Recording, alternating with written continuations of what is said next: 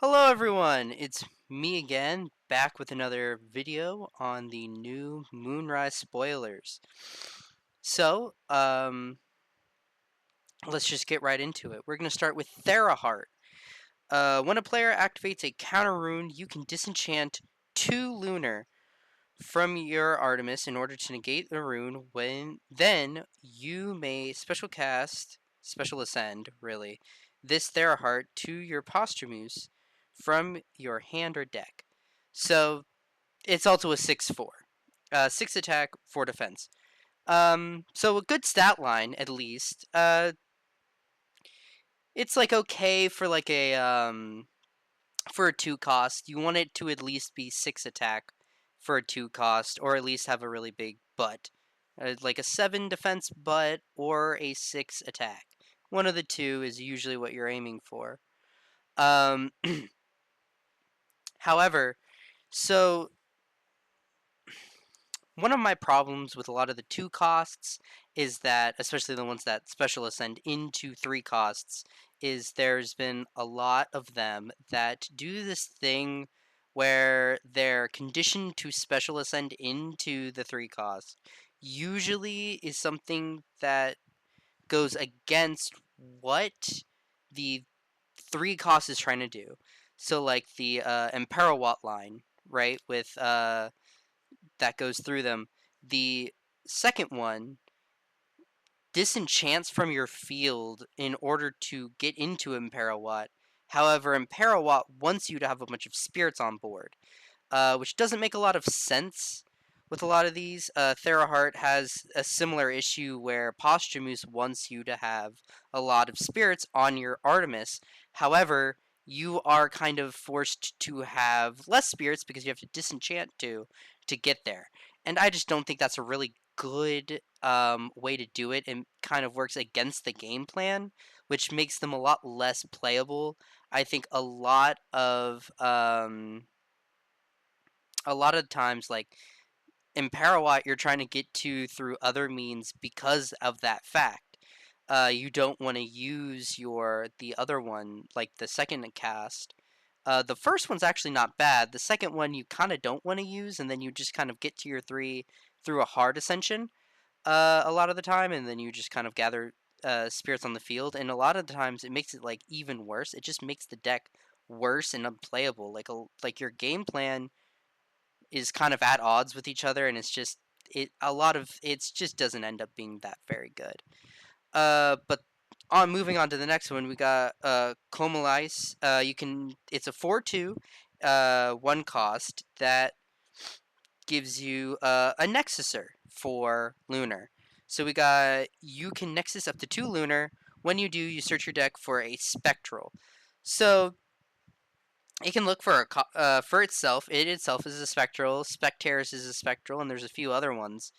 It's quite an interesting card, giving if you have a lot of good targets. Comalice might be good in a lunar control, maybe like a lunar mid range, or a any just like lunar nexus deck, I guess is what I'm trying to say. Um, because I guess it can be like kind of a toolbox similar to wind, where because you have things like Aeolus where you can disenchant a search, right? Comalice kind of works the same way. I think Comalice is probably better than Aeolus, just because you're nexusing, which theoretically is what you want to be doing, and because you're gaining like double advantage off of that, whereas like the other one you don't necessarily want to do that. So I'm actually kind of looking up with Comalice. I'm hoping that we as we see more targets, it starts to look pretty good. Maybe a lot of the targets are just the game plan itself. I mean, searching up a Spectaris is pretty good, if I do say so myself. So yeah, I really like Comalice. Salishade, which is supposed to come from Cinder. Um, it I see this is a 2 cost that I enjoy a lot because of the fact you got Cinder, right? And Cinder mills your opponent, right? Effectively getting things in their grave, and then with Salashade, it's a 3/3. It's a fire lunar Alestral. One fire, one lunar. It's a 2 cost, and then Salashade gets +1 attack for each Alestral in your opponent's underworlds. When a player casts an Alestral, an opponent must send the top mill 3. Basically, whenever they cast one, they mill 3. And look here again. You got your Salashade gets +1 attack for each Alestral. So your Cinder milling your opponent gets a, Alestrals into their grave. You would assume, right? And then you go into Salashade, and then it gives it like a little buff because of what you did with the previous one. And I think that is such a good design for these 2 cost Alestrals. It feels like they really only do things like this when the 2 cost is supposed to be the end, right? Is like the one evolution, I guess, or lines. Really, the second one actually seems really good and playable. Whereas with a lot of the other ones, where they're the 2 evolution lines, where there's like 2 special ascents to get to the boss, it seems to be like a lot worse. They seem to just be this middle link to the third instead of like an actual like card that once you hit a condition then gets you to the third, which I think would be.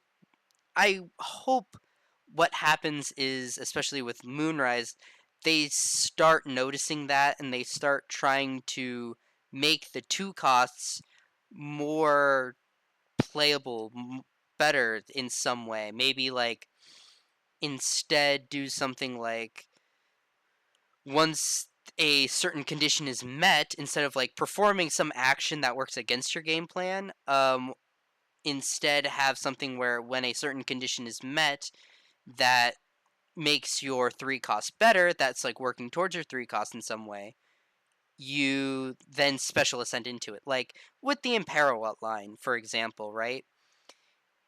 If if it said like if you have 7 um enchanted spirits on board, the second one goes into the third, right? That would be way better.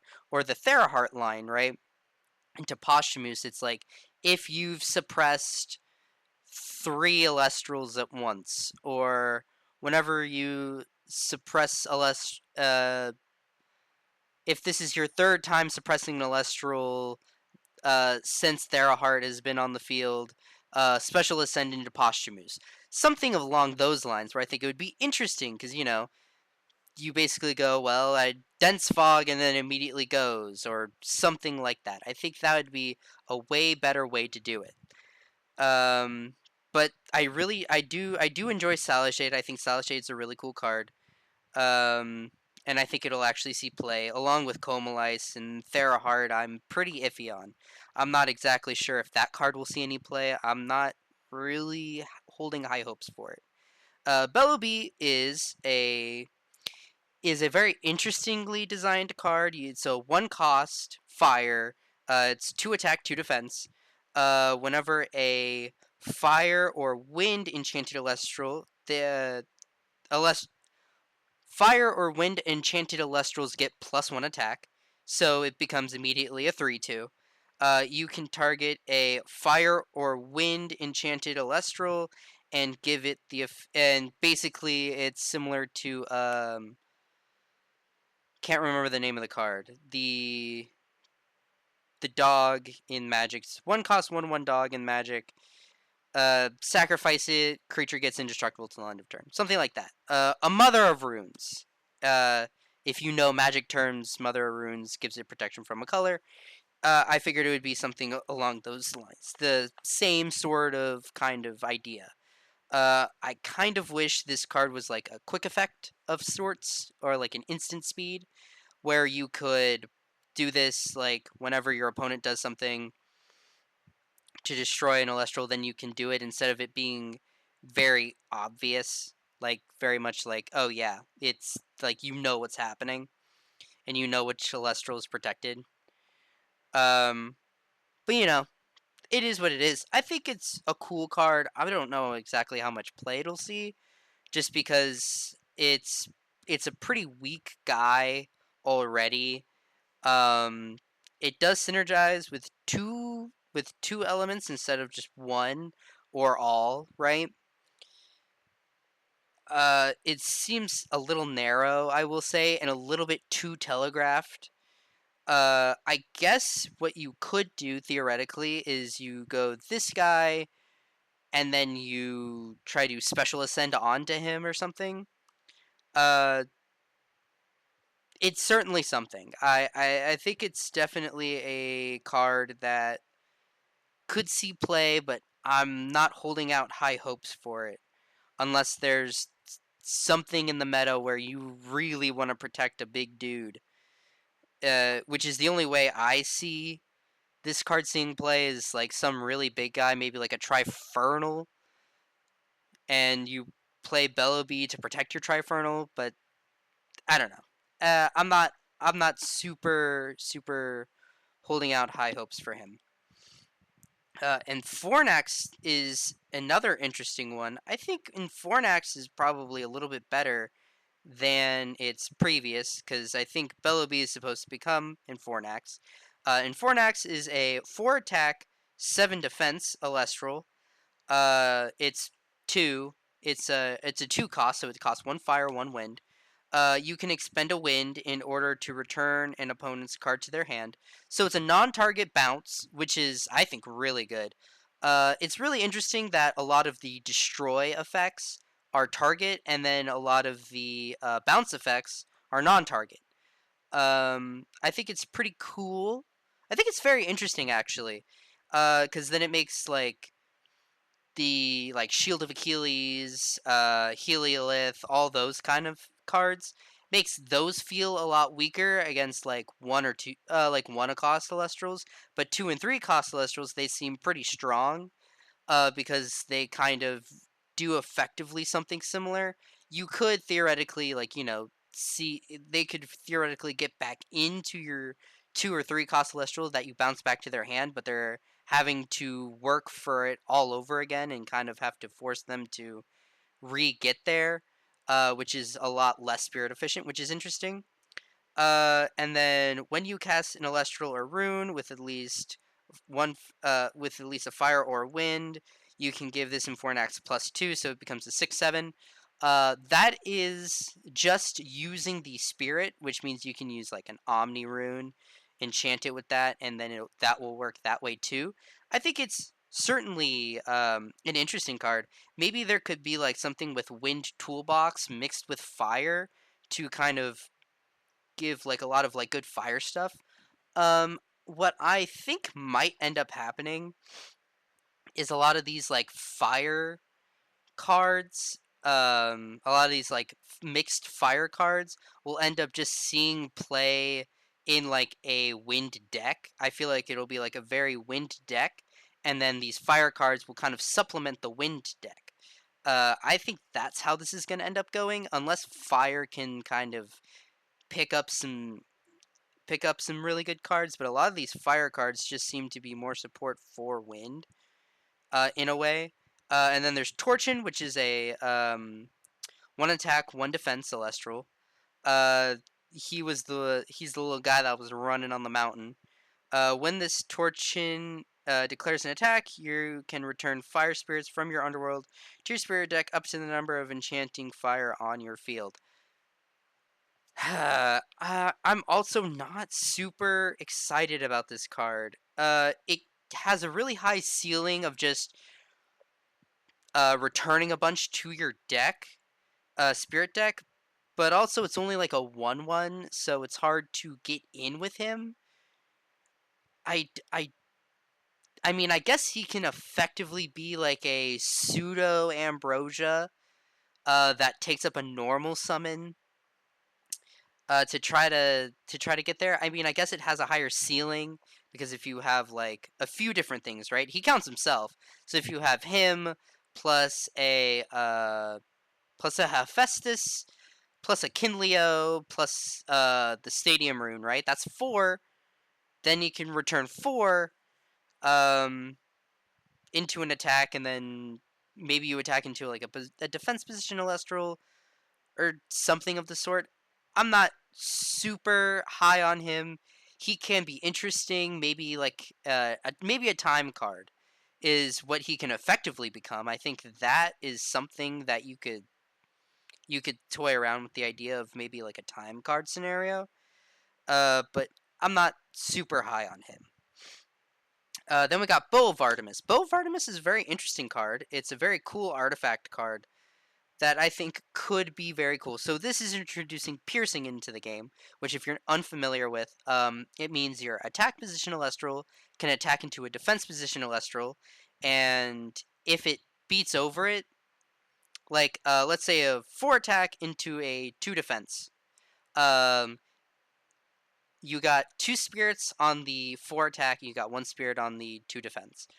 If you attack in with it and that Elestral attacking has piercing, it means it destroys the Elestral like normal, but instead of doing no damage because it's in defense, it will still do the damage normally as if they were both in attack, is effectively what happens. And then it has the when this empowered Elestral declares an attack, you can Nexus 1 Lunar from your Artemis to the empowered Elestral. So it can feed into it, right? It's also a 1 cost. So I mean, not a lot of spirit investment, and also you can make your littler guys can kind of beat over into somebody, which is interesting. I think um, it could see play in some very like niche ways. It is something that it's like neither here nor there is kind of how I feel. Maybe like in Nexus decks, right? Like if maybe like in a Lunar Nexus, because it is nexusing onto it. You could put this on a receiver.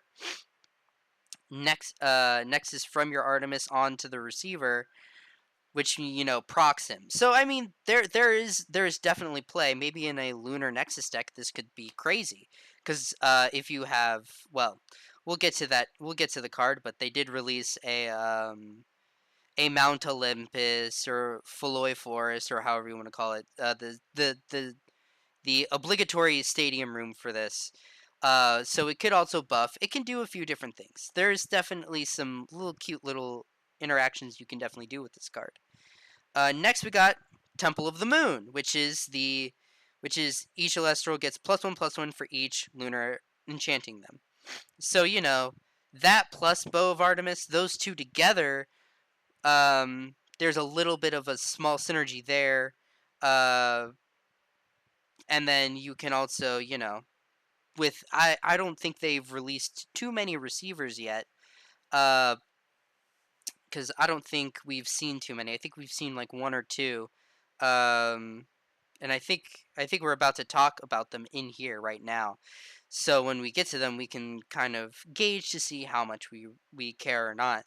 But there's something there with Bow. I think it definitely will see some play in some of these decks, but that's just something we're gonna have to wait and see. Next is Divine Healing, which is like a more niche ambrosia, which I think is very interesting. So basically, it's an Omni rune. It's 1 cost. Invoke, enchant up to 3 of anything from your underworld to a divine rune on your field. So basically, you basically pseudo heal 3. I mean, you can still use it to cast like invoke or counter runes. So like it like is a heal 3 in a way.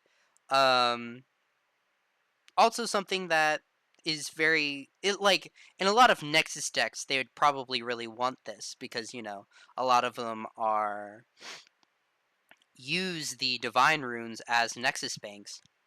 So it kind of like advances their game plan. Maybe if they especially since a lot of them use a lot of spirit investment, this could definitely be a cool card to kind of put them back in the game if they're maybe on the back foot, It can definitely keep them in games. It gives them a lot of staying power.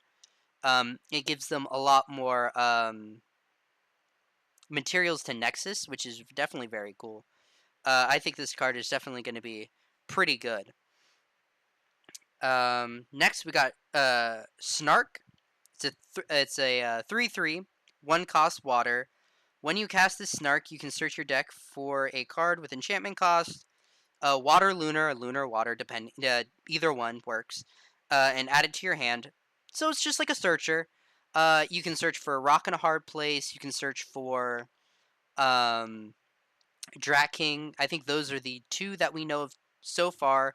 There's two more that will be in the future. One of them is his Ascension, so we're about to talk about that next. And there's one more counter rune that you can search for with him. Uh, so he can be a little like toolboxy if you want to do like a water lunar kind of deck, which I've been toying with the ideas when I first got into the game, and then I kind of fell off with it. But with the new stuff, that's definitely something that you could definitely you can definitely do. But next, we'll talk about the evolution to Schnark, which is Joblin. It's an 8/4 water lunar, as we talked about. You can expend a water to change the position of an Celestial that is not water enchanted.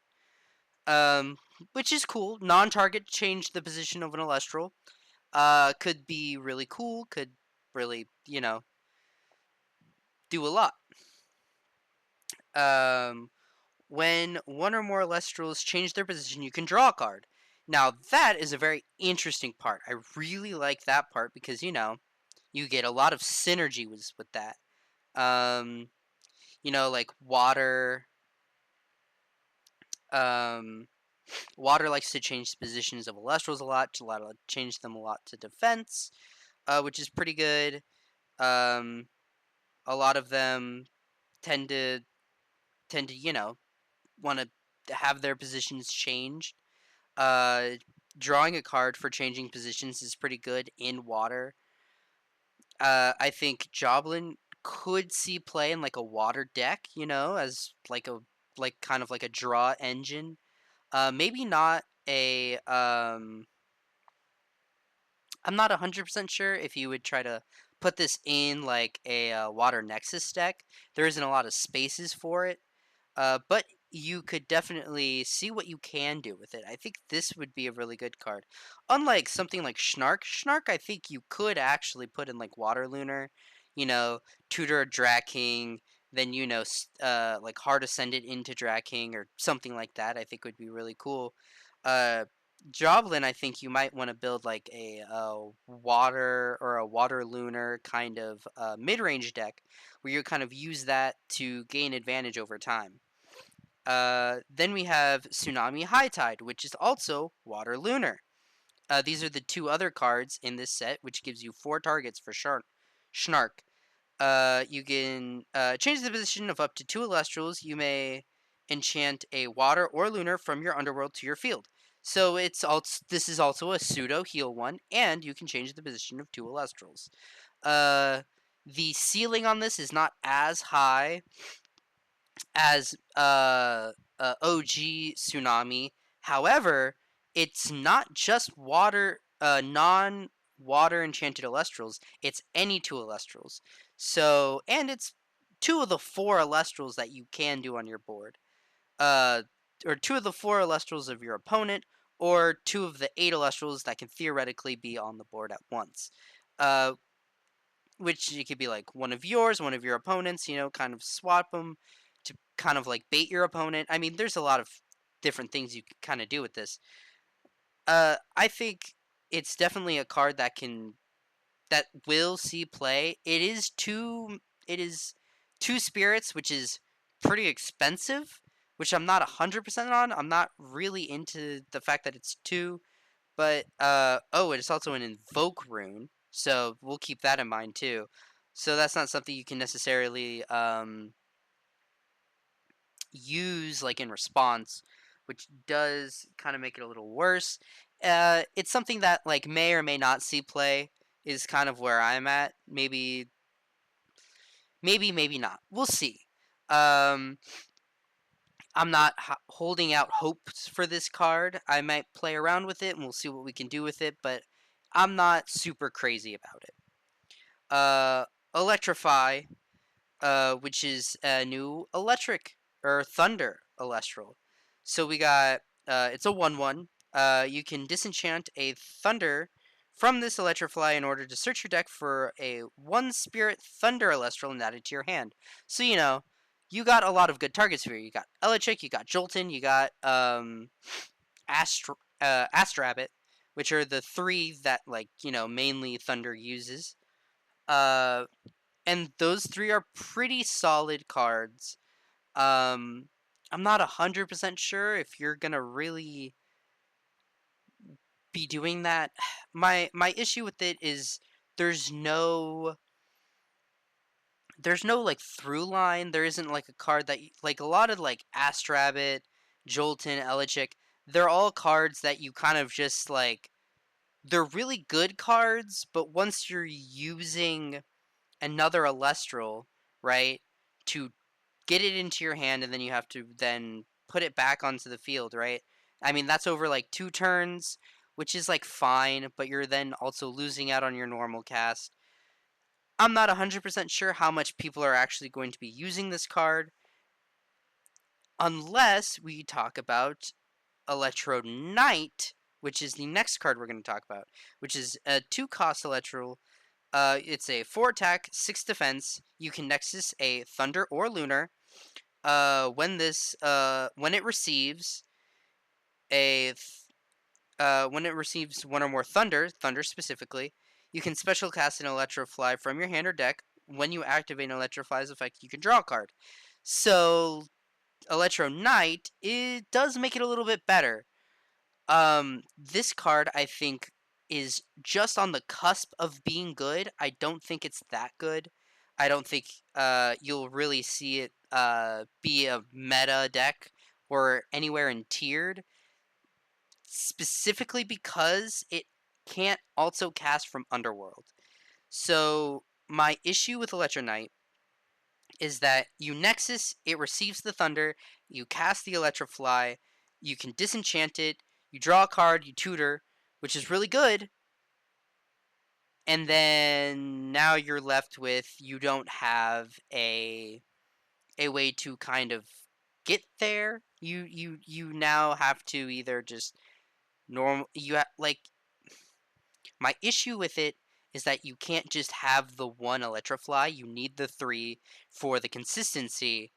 However, you don't really want to be you don't really want to see Electrofly in your hand. What you would rather have is Electronite.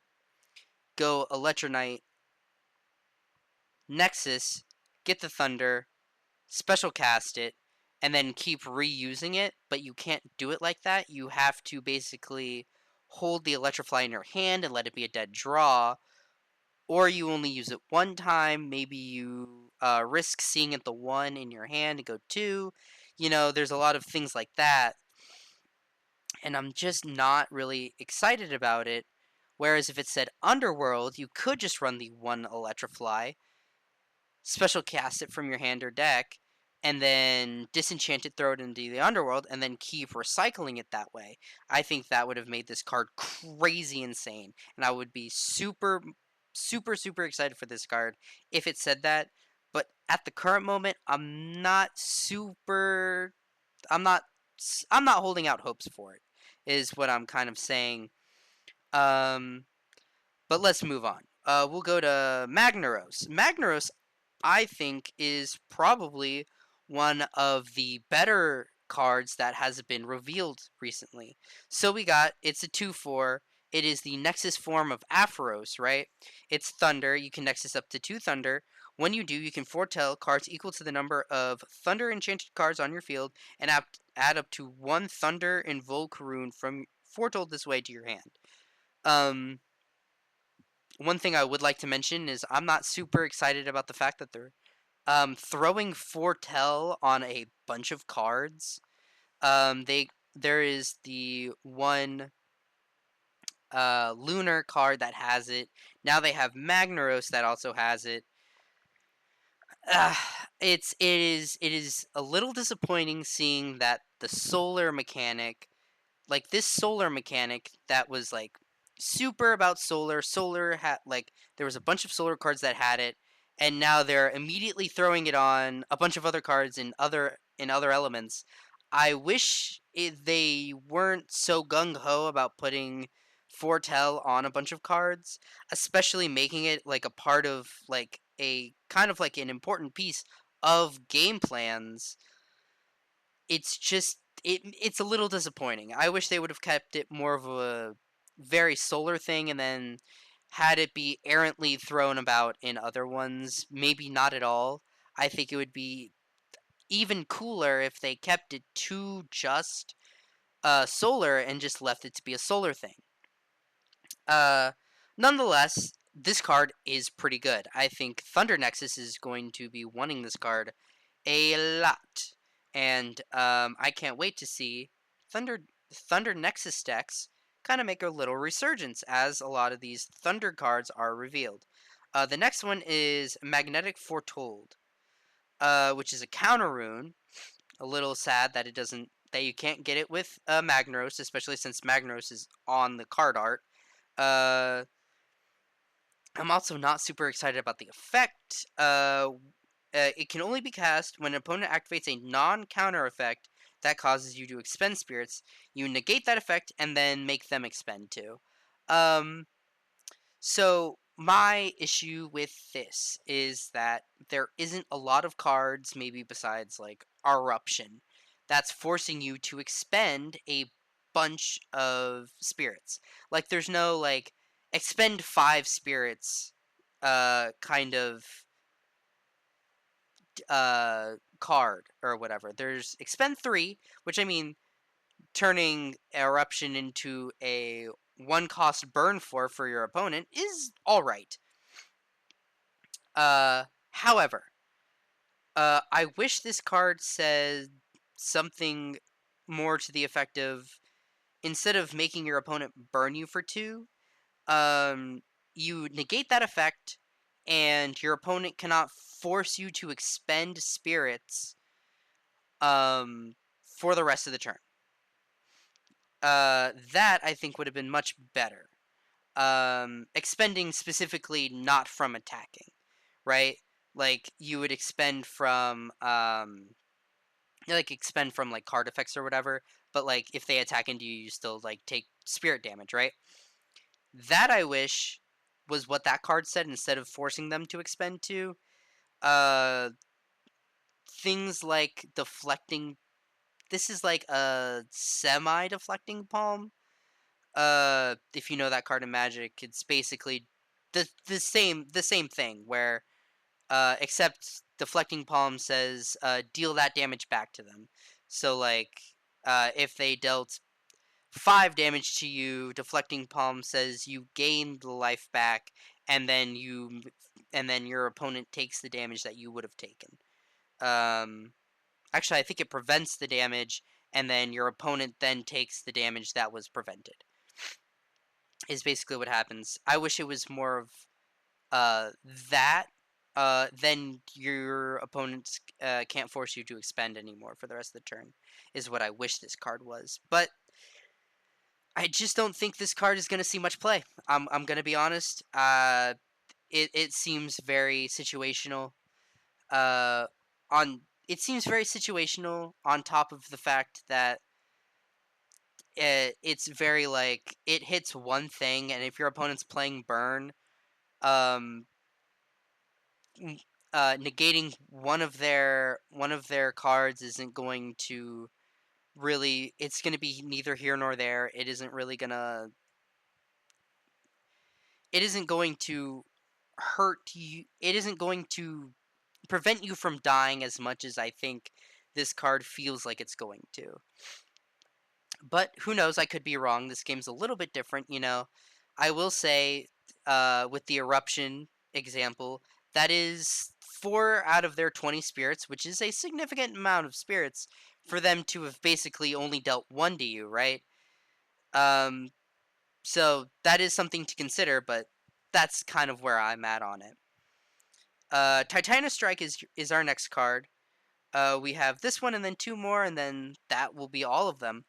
So we got Titanus Strike, which is a 1 Thunder, 2/4. When a player casts a Thunderstorm, you can expend a Thunder in order to target and destroy an Celestial. So it kind of turns your Thunderstorm into a 2-for-1, except it's 3 spirits instead of just 2.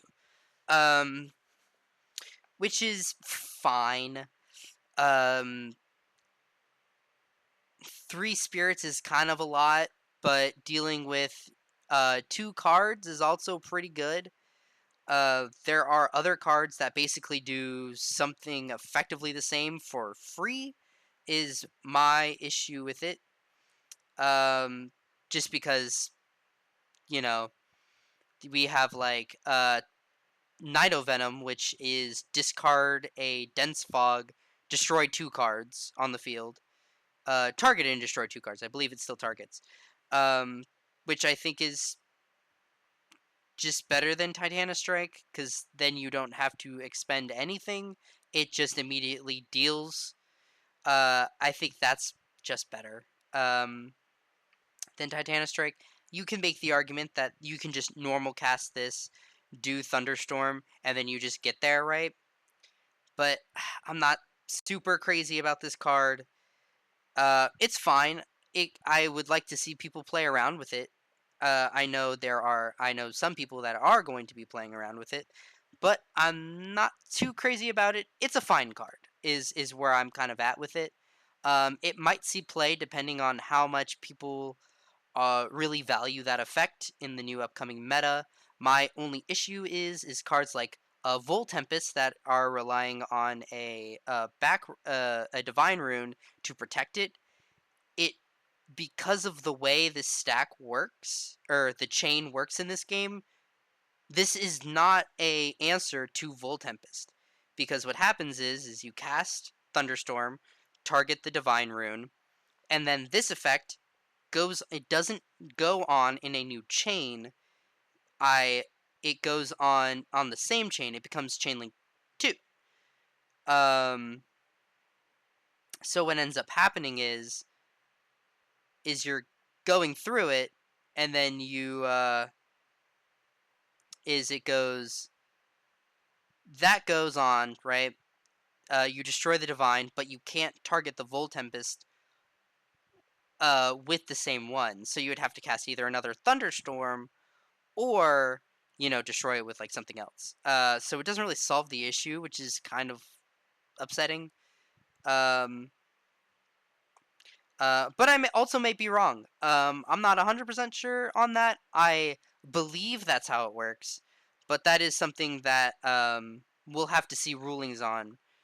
Because if it is one answer to Vol Tempest, I will say that makes this card a lot better than what I am originally saying now. Because this does mean that your thunderstorms become answers to Vol Tempest in of itself, and maybe like Thunder will now have a really good matchup for Vol Tempest, which I think would be very interesting.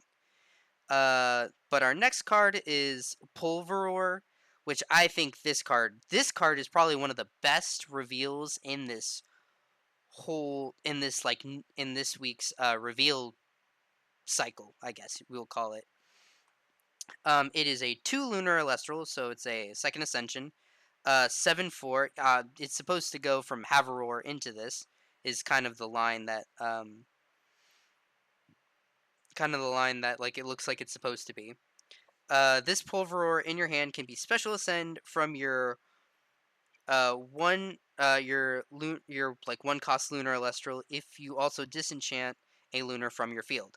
So so basically if you have a Lunar Celestial, you can disenchant one from your field to slap it on top of it to special ascend, so it won't use your normal ascend. That's a pretty good card. I mean, that does get you to your other cards, right? It gets you further into your game plan. And it's just like a 7 body, which is just a big body.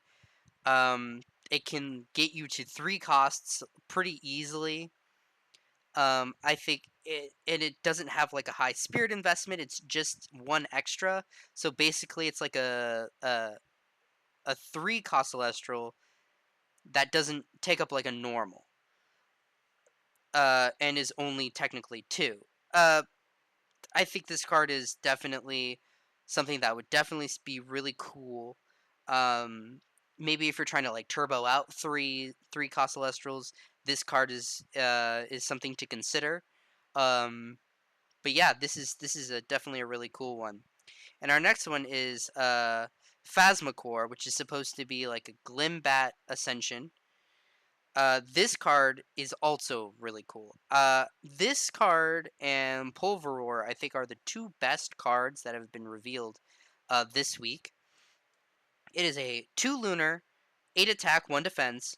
When this Phasmacore is destroyed in battle or by an opponent's card effect, you can expend 1 lunar. If you do, during this turn's end phase, you can special cast it from your underworld. So basically, it just floats. It just endlessly floats. You can swing into it, and people can try to blow it up, and it'll just keep floating. I think this card is super good. I think this card is insane, to be honest. Um, it's just gonna sit there and float and float and float and float. You can just keep going and basically just keep beating into your opponent with this card, and I think it's just so good. It's also like an 8-1, so like an 8 attack Celestial is going to beat over most things. Um, if your opponent can't deal with it, it's just going to basically overtake their whole board, basically not letting them ever get to a 2 cost or a 3. It's going to keep them basically off all their Elestrals for forever because it beats over every 1 cost for forever.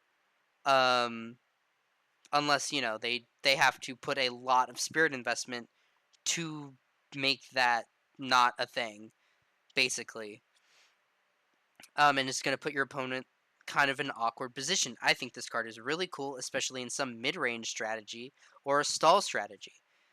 This card could really be a good control. This card could be the um, the card to make a good like lunar control strategy, where basically you have maybe less Alestrals that can attack, but once you get to Phasmacore, you're kind of in Phasmacore constantly. You kind of have it for forever until they have something like a some sort of negation for it. Is kind of the idea. I think this card is super cool, and I can't wait to see what people do with it.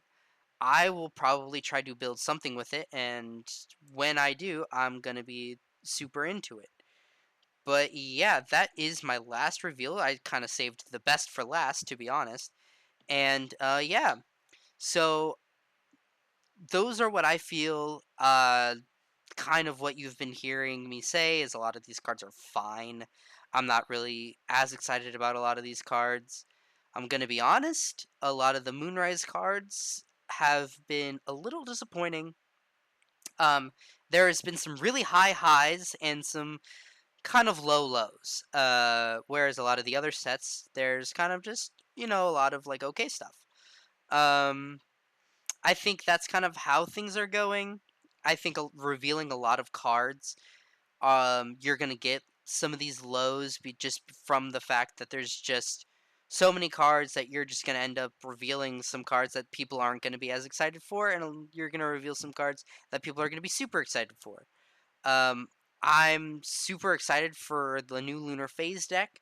I'm excited for some of these new Lunar cards. I think some of these cards are going to actually make Thunder good. I think some of these cards are going to make Fire a lot better. I think some of these cards are going to make even Wind better. So far that I've seen, I think these cards, some of these cards are advancing, and some of these cards are not going to do much. Uh, I will say something like Havaror is kind of a card that I think lends itself to like a draft style. I think that would be a really good draft card. A 4/3 that can't have their position changed. I mean, that card in like a draft style, like a draft format, I think that card would be a premier card in a draft. To be honest, I think I would be super happy to see that card in a like a sealed format. I think I would throw in as many copies as humanly possible in that kind of thing because I think that card is just going to be a monster in something like that. But in something more constructed, I feel like there's just a lot better cards in there. I don't think it is. It's not a five, so I don't think a lot of. I don't think the five strategy is going to have room for it, and I don't think the effect is good enough that it's going to outvalue some of the five attackers in fives. Um, in Lunar, I mean, it doesn't advance any game plans in any game plan deck, so it's not really going to do anything. And that's kind of how I feel about that card. And a lot of these cards don't feel like they're advancing the game plans for these game plan strategies. I think it will, however, something that could be interesting is maybe fives isn't just one cost Elestrals that just do that. Maybe there's something closer to trying to get to some of these two costs and trying to have like a six body or maybe like the eight one that like the 8/1 body with Phasmacore or whatever. I think that card could see a home in fives just because that deck is already a somewhat aggressive mid-rangey kind of strategy that now has a big body that they always get.